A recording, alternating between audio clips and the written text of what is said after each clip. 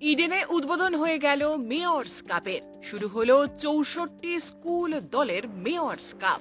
সকালে ইডেনে মেয়র্স কাপের উদ্বোধন অনুষ্ঠানে উপস্থিত ছিলেন কলকাতা মিউনিসিপ্যাল কর্পোরেশনের মেয়র পরিষদ দেবাশিস কুমার, ছিলেন সিএবি সভাপতি স্নেহাশিস গঙ্গোপাধ্যায়, এছাড়াও ছিলেন ভাইস প্রেসিডেন্ট অমলেন্দু বিশ্বাস, যুগ্ম সচিব দেবব্রত দাস, অবজারভার কমিটির চেয়ারম্যান শ্রীমন্ত মল্লিক। প্রসঙ্গত, হঠাৎই সিএবি কর্তারা মেয়র্স কাপ নাম বদলে দেওয়ার পর স্কুল টুর্নামেন্টে না যাওয়ার সিদ্ধান্ত নিয়েছিলেন কেএমসি কর্তৃপক্ষ।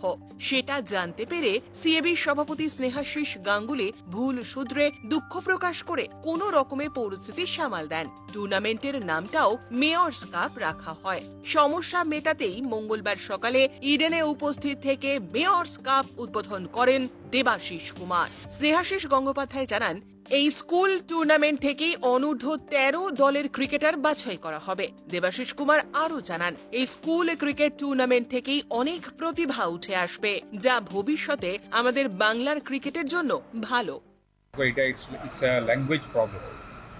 আমার মনে হয় it's just a language problem. কারণ আমি যখন চিঠিটা দেখি আমি বুঝতে পারি it's language problem, but has been sorted out because আমরা সবসময় we get all sort of help from Debashis বাবু, আমাদের mayor Atin Babu and everybody from corporation. আমরা যখনই যা চেয়েছি ওনারা সবসময় আমাদের পাশে দাঁড়িয়েছে, সবসময় আমাদের ম্যাচে এসেছে। So it's was a language problem, যেটা আমি কাল সর্ট আউট করে দিয়েছি।